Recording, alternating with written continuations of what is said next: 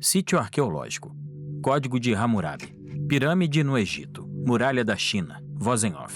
Na história da humanidade, povos com diferentes tradições forjaram ideias sobre o poder, o direito e a justiça. Ruínas de edificações gregas. Ao longo dos séculos, essas ideias circularam pelo mundo de forma violenta e amistosa, resultando nos diferentes estados, leis e tribunais que temos hoje. Arco do Triunfo do Carrossel. Mas como surgiu a ideia de constituir uma nação a partir de um acordo escrito, que estabelece limites ao poder e garante direitos para os cidadãos? Eleanor Roosevelt segura a Declaração de Direitos Humanos. Chuva de papel picado em plenário após a aprovação da Constituinte. Ulisses Guimarães preside a sessão. Surge o título Constituindo o Brasil. Castelo com bandeira da Inglaterra. A história das constituições começou com uma disputa. Em 1215, na Inglaterra, lordes feudais pressionaram o rei João Sem Terra a aceitar um acordo para garantir o seu trono. Pintura ilustra. Esse acordo, conhecido como a Magna Carta Libertatum, limitou pela primeira vez o poder dos monarcas, garantindo direitos individuais aos seus súditos. Citação em tela. A todos os homens livres de nosso reino, concedemos todas as liberdades escritas abaixo, para ter e defender para si e seus herdeiros. Rei João Sem Terra, na Magna Carta Libertatum, 1215. Mas a ideia de que há uma lei maior acima dos governantes não se espalhou rapidamente. 400 anos se passaram até que ela ganhasse forma e depois força com o pensamento iluminista.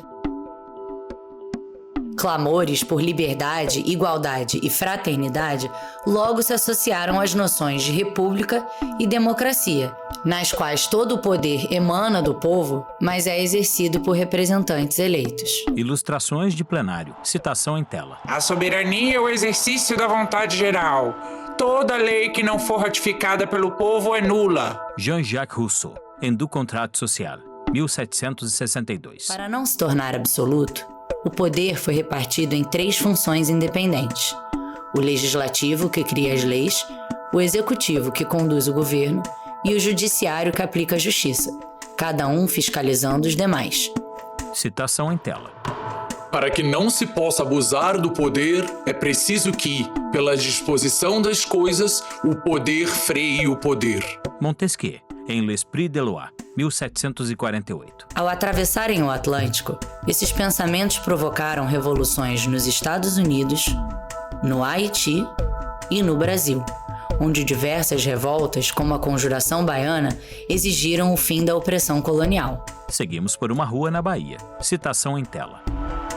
Animai-vos, povo baiense, que está por chegar o tempo feliz da nossa liberdade, o tempo em que todos seremos iguais. Panfleto da Conjuração Baiana, 1789. Unidas violentamente pela coroa portuguesa, as lutas por independência e liberdade também foram abafadas pela chegada da família real no Brasil, em 1808, que afastou daqui a condição de colônia. Paço Imperial. Mas, em 1821, quando Dom João VI voltou a Portugal para manter sua coroa, ele deixou seu filho, Dom Pedro I, com um recado. Citação em tela. Se o Brasil se separar, antes seja para ti que hás de me respeitar, que para algum desses aventureiros. Rei Dom João, em 4 de abril de 1821. Cercado por brasileiros que queriam um país soberano e pressionado por portugueses que exigiam seu retorno, Dom Pedro I escolheu ficar e, após meses de disputas diplomáticas e alguns episódios sangrentos, declarou a independência do Brasil em 7 de setembro de 1822. Pintura Independência ou Morte. Documento manuscrito. Embora simbólicos, o rompimento com Portugal, o grito do Ipiranga e a coroação de Pedro I como imperador do Brasil não bastaram para criar o país. Ainda era preciso elaborar uma Constituição e pôr de pé todas as instituições que sustentam uma nação. Citação em tela.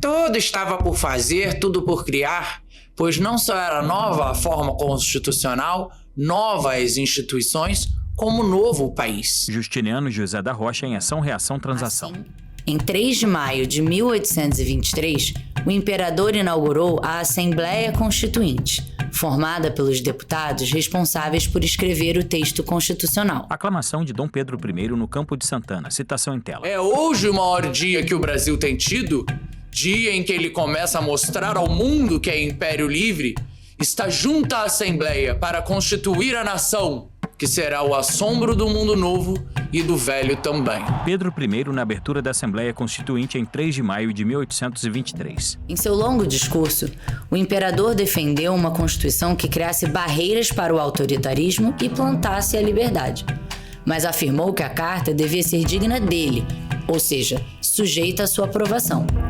Ilustração de Dom Pedro I e do interior da Assembleia. Dentro da Assembleia, essa contradição se refletiu entre os grupos políticos da elite, que, embora não tivessem projetos tão distintos para o país, discordavam calorosamente sobre o papel do imperador e dos demais poderes. Grupos dos liberais e dos absolutistas. Os monarquistas liberais prevaleceram, e a proposta da Constituinte limitou o papel do monarca, fortalecendo o Senado e a Câmara dos Deputados no poder legislativo e garantindo a independência do poder judiciário. Contrariado, Dom Pedro I cercou o prédio com tropas, dissolveu a Assembleia e prendeu os principais deputados liberais. O episódio, ocorrido em 12 de novembro de 1823, ficou conhecido como a Noite da Agonia. O imperador então reuniu um grupo menor de conselheiros absolutistas, que elaborou uma versão do texto mais favorável a ele. Em 25 de março de 1824, Dom Pedro I outorgou a primeira Constituição do Brasil, com seus 179 artigos, que jurou respeitar e defender enquanto ocupasse o trono. O documento manuscrito com carimbo do Arquivo Nacional do Rio de Janeiro. Pintura de Dom Pedro I. A Constituição de 1824 usou referências inglesas, francesas, espanholas e portuguesas para criar uma monarquia constitucional singular, que não seguiu nem o modelo britânico, onde quem governa é o líder do parlamento, nem o caminho de seus vizinhos sul-americanos, que fundaram repúblicas após conquistarem a independência.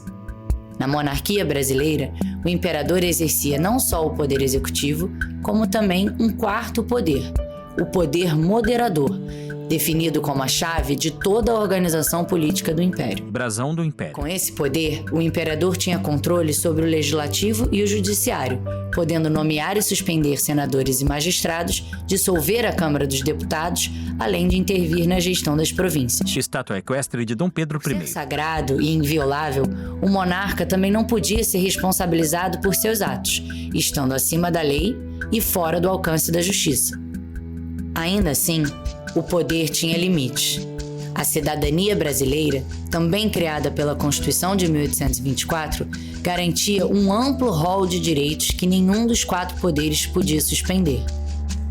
Surpreende encontrar na primeira Constituição do país quase todos os direitos civis protegidos até hoje, especialmente a proibição de prisões arbitrárias e de penas cruéis como a tortura, o direito à propriedade, a inviolabilidade do lar e das correspondências, a liberdade de ir e vir, de expressão e de religião, o acesso à educação e aos socorros públicos, entre muitos outros. Por sua vez, os direitos políticos ao voto e à candidatura também foram garantidos, mesmo que num sistema de eleições indiretas para apenas alguns cargos como os de deputado. Essa cidadania, porém, não era para todos. Pessoas escravizadas e indígenas eram excluídas totalmente, enquanto mulheres, pessoas de baixa renda e os não alfabetizados tinham acesso restrito a esses direitos. Desenhos ilustram. Por isso, o turbulento processo constitucional não abalou o apoio das elites à monarquia, que manteve intocadas suas bases de sustentação, como os privilégios, a escravidão e a concentração de terras. Citação em tela. Então a liberdade estava nas aspirações de todos, mas não nas leis nem nas ideias práticas.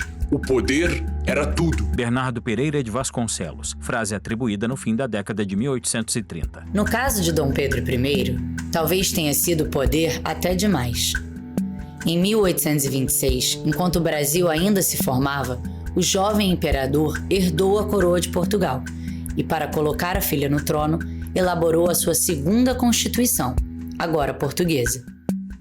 Mas em 1831, o monarca se viu novamente obrigado a escolher entre os dois impérios, preferindo dessa vez abdicar do trono brasileiro e voltar para sua terra natal, onde faleceu 3 anos depois. Ilustração de Dom Pedro I enfermo.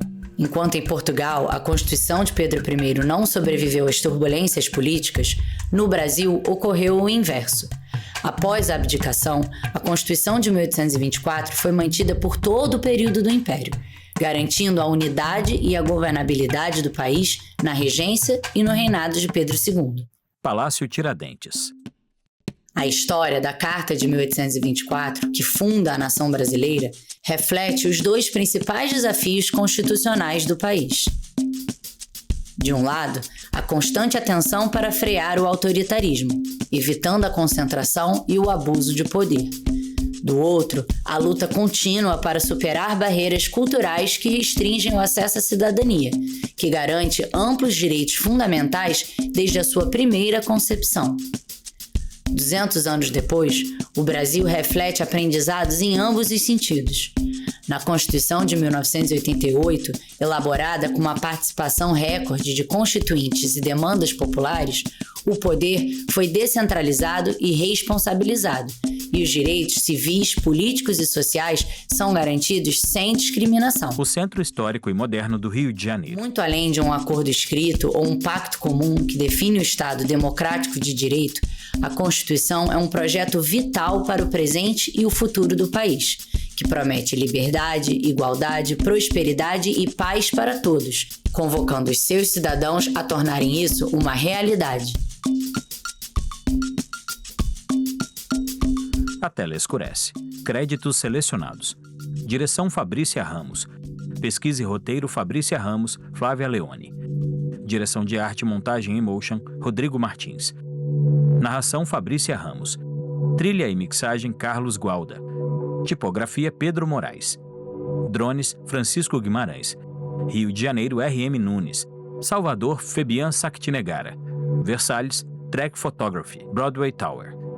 Fotografias Diego Delso, George Coronaios, Jakub Halum. Ministério da Cultura e Turismo da Turquia, Paulo Galo. Audiodescrição CPL.